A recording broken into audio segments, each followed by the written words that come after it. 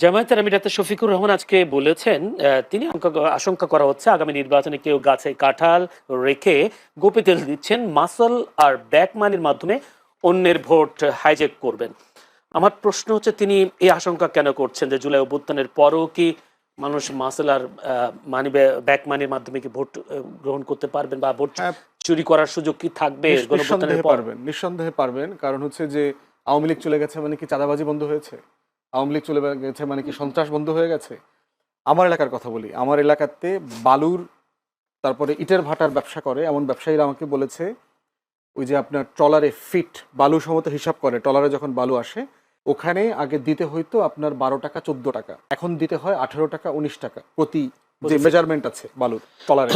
Otherwise এই হ্যাঁ square ফিটের, হ্যাঁ, তো ওইটার হিসাবটা বদলে আমার এলাকায় মাহেন্দ্র চালায় টেম্পুর মতো যে যানবাহনগুলো আছে। আগে আওয়ামী লীগের সময় তার সারা মাসে তাকে চাঁদা দিতে হইলো আপনার 1400 টাকা 1300 টাকা এরকম। এখন তাকে দিতে হয় 1800 টাকা 1900 টাকা 2100 টাকার মতো। চাঁদা যারা উঠায় বিভিন্ন রাজনৈতিক দলের নেতারা, পদস্থ নেতারা, টাকাটা উঠায় বহিষ্কৃত পোলাপানকে দিয়া। টেকনিকটা দেখেন, আমি পদে আছি, চাঁদার নিয়ন্ত্রণটা আমার, যেহেতু পদ হারানোর একটা ভয় আছে, চাঁদাটা করাই এমন কিছু পোলাপানকে দিয়ে যারা কোনো পদ নাই এবং যারা বহিষ্কৃত অলরেডি, তাদেরকে দিয়ে চাঁদার টাকাটা উঠায়। তাদেরকে জিজ্ঞেস করছি চাঁদা বেশি নেন কেন? আর চাঁদা উঠানোর গ্রামারে দেখলাম সবাই আগের যারা চাঁদা তুলতো ছাত্রলীগের যুবলীগের তাদেরকে দিয়েই টাকাটা উঠায়। এটার একটা বড় কারণ হচ্ছে গত 16-17 বছরে তো যারা চাঁদা তুলছে সে জানে যে কে কে চাঁদা দেয়, কত করে চাঁদা দেয়, কিভাবে ভয় দেখাইলে চাঁদাটা দেওয়া কন্টিনিউ করবে, কোত্থেকে চাঁদাটা আসে। অতএব এই জনগোষ্ঠীকে যদি আপনি সাডেনলি মানে এক্সচেঞ্জ করে নতুন কর্মচারী দেন, ও তো আসলে চাঁদাটা তুলতে পারবে না। এই জন্য টোটাল চাঁদা সংগ্রহকারী জনগোষ্ঠী আগের দল আছে, পরিমাণটা বাড়ছে কেন জিজ্ঞেস করলাম। দ্বিতীয় প্রধান কারণ বলছে যে আমাকে তো খরচপাতি চালাইতে হয়, আগে যারা ছাত্রলীগে চাঁদা তুলতো ওদেরকে তো টাকা দিতে হচ্ছে, এখন আমারও তো পোলাপান আছে, আমার পোলাপান পালার জন্য টাকা লাগে, আমার কিছু লাগে। আর যার কাছ থেকে চাঁদাবাজির এই ব্যবসাটা সে টেক ওভার করছে, সে এখন কলকাতায় আছে, সে এখন মালয়েশিয়াতে আছে, তার আবার খরচ পাঠাইতে হয়। এই কারণে এখন এই যে 14 টাকাটা 19 টাকায় চলে গেছে, তারপরে 1300-1400 টাকাটা 1800-1900 টাকায় চলে গেছে। 500 টাকা। অতএব এই গণ অভ্যুত্থানে চাঁদাবাজি তো বন্ধ হয়নি, সন্ত্রাস বন্ধ হয়নি। আমার সামনে আমি বিএনপির 2 গ্রুপের রামদা মিছিল দেখেছি, ভয়ঙ্করভাবে দেখেছি। এক গ্রুপ আরেক গ্রুপকে আওয়ামী লীগের থেকেও বেশি ঘৃণা করে, মানে একই রাজনৈতিক দল করে, এবং এটা তো শুধু এক অঞ্চলে না, এটা মনিয়াপা রাজনীতি করেন বিভিন্ন অঞ্চলে এটা হচ্ছে। অতএব এই রাজনৈতিক সংস্কৃতি বদলানোর যে জায়গাটা আমরা আশা করেছিলাম, সেটা বিভিন্ন রাজনৈতিক দলের ক্যান্ডিডেট সিলেকশন, তারপরে হচ্ছে এলাকায় স্থানীয় প্রচার, চাঁদাবাজি, তারপর সন্ত্রাস, অস্ত্র, এই প্রত্যেকটা জিনিস বিবেচনা করে নির্বাচনের এই আশঙ্কাটা কোনোভাবে ফেলে দেওয়ার মতো না।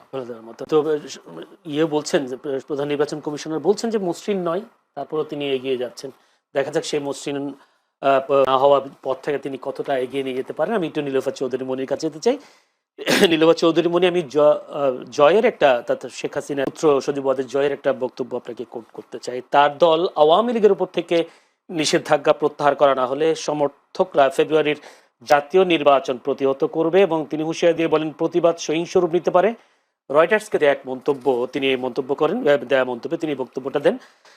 বলেছেন আওয়ামী লীগের ছাড়াও নির্বাচন করা সম্ভব না, তিনি এটা বলেছেন। এখন আমার প্রশ্ন হলো, আওয়ামী লীগের নেতাকর্মীদের সেই সক্ষমতা আছে নাকি সে নির্বাচন বন্ধ করে দেয়, দেখেন নাকি বিএনপি বা বিএনপি নেতাকর্মীরা নিজেদের সহিংস করে জয় যেটা বলেছেন সেটা হলো স্ট্যান্ডবাজি, এটা বলতে হয় তারা দেশের বাইরে সবগুলোই আপনি দেখেন -2 ফর্মুলা চলমান ছিল, এটা তো একদম ফাইনালি হয়ে যায়। শেখ হাসিনার রায় দিয়েই প্রমাণ হয়ে গেছে শেখ হাসিনা আর দেশে ফিরতে পারবে না এই সিচুয়েশনে। আর যাই হোক না কেন, তার বয়স, তার সবকিছু বিবেচনা করলেও একটা রায়ের আপিলে অনেক দিন টাইম লাগে, সেইখানে সেই হিসাব করে তার আসা সম্ভব না। যেখানে স্ট্যান্ডবাজি, সেইখানে আপনার যারা 5-7 জন করে হঠাৎ মিছিল করে, জঙ্গি মিছিল করে, তারা কিভাবে আপনার নির্বাচনে না দিলে, হতে পারে অন্ধকারে 2-1টা পটকা ফুটতে পারে, কিন্তু নির্বাচন বন্ধ করে দেওয়ার মতো যেটা বলছেন যে চাঁদাবাজি তো আগের মতো রয়ে গেছে, সন্ত্রাসী আগের মতো রয়ে গেছে, বিভিন্ন দলের কথা বলছেন, কারো নাম বলেননি, কিন্তু তারাও তো নির্বাচনের প্রভাব ফেলতে পারেন, এবং সেই নির্বাচন কতটা সংক্ষিপ্ত হবে বলে মনে হয়? সেটা এই জাতিটার উপর না আল্লাহ নিজের অভিশাপ আছে, নইলে এই মানুষগুলা কিন্তু, বাংলাদেশের মানুষগুলা কিন্তু অত খারাপ না। আপনি সিস্টেমে চলতে গেলে সবাই কিন্তু ভালোই থাকতো, সবাই কি নেতারা কি চোরেরা, চোরেরা যে চুরি করে, আগে চোর চুরি ছাড়াই 10% লাভ হতো, বা 10% লাভ ইসলামও বলে, রাষ্ট্রও বলে। সেইখানে এখন চুরি চুরি দিতে দিতে ভাগ দিতে দিতেও 10% থাকে না, কিন্তু সবই কিন্তু বাইরে চলে যায়, এত বেশি হাত বেড়ে গেছে। তারা কোনো কাজ করে না, তারা এইসবের উপরই ডিপেন্ড করে।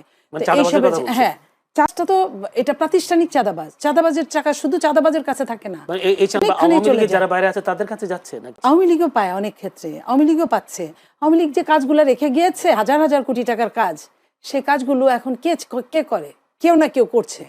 করার পরে তাদের কাজে তাদের টাকা না দিলে তারা তো তাদের সিগনেচার দেওয়া লোক সিগনেচার দিবে না। তাদের তো একটা কাজ করেছে, সিগনেচার হচ্ছে। তাহলে এই খবরগুলো নিচ্ছে না কেন? যে বা যারা, রাষ্ট্র যখন নিজে অপরাধ করে তখন অন্যের খবর নিতে পারে না। আপনি বলেন যে এই সরকার নির্দলীয় সরকার, এই সরকার অনির্বাচিত সরকার, এই সরকার যখন পারে নাই, অন্য সরকাররা দলীয় সরকার হিসেবে অন্যকে একদম সম্পূর্ণ বাদ দেওয়া তাদের জন্য কতটা সম্ভব হবে আমি জানি না। এই সরকারের সময় কি এই খবরগুলো নিয়েছে যে 64টা জেলায় আওয়ামী লীগ যে কাজগুলো মাঝপথে রেখে গেছিল সেই কাজগুলো কি চলছে, কিভাবে চলছে, চড়া কাজগুলো করছে, তাহলেই তো বের হয়ে যায়। তো আমার চাঁদাবাজকে আঙ্গুল দিয়ে বলতে হয় না যে তুই চাঁদাবাজ, তাহলে আপনার সরকারি ভাবেই এটা চলে আসে। তাহলে এই জায়গাগুলো কেন করছে না তারা? প্রত্যেকের লাভটাই হিসাব করছে। বর্তমানে পিছনে কি পাবো সেটা নিয়ে মাথা ব্যথা নাই, বর্তমানে কি পাবো। আপনি কি মনে করেছেন বাংলাদেশ থেকে টাকা পাচার বন্ধ হয়েছে? হয় নাই। আমাদের মতো যারা আছে, যারা এই যে আপনাদের ওইখানে কথা বলে, আমাদের কথা বলা হয় যে আমরা 2000 টাকার টকশো করি, যেহেতু আমরা করি না এগুলো, আমরা ঘৃণা করি। এটাকে ঘৃণা হিসেবে দেখা হয় না, এটাকে দেখা হয় পুলিশ হিসেবে। এক ধরনের পুলিশ। আমরা কিছু বললে যে ওটা যতটা কার্যকরী না হবে, একটা চাঁদাবাজ একদম তৃণমূল পর্যায়ের চাঁদাবাজ, তার চাঁদা তোলার জন্য কিন্তু 10টা ছেলে লাগে, হুন্ডা গুন্ডা লাগে। তার কাছে কিন্তু হুন্ডা গুন্ডা আছে। একজন বড় নেতা, স্বচ্ছ বড় নেতার কাছে কিন্তু হুন্ডা গুন্ডা নাই। তাহলে কি আপনার গুন্ডা নাই বলে কি আপনাকে দেওয়া হয়নি?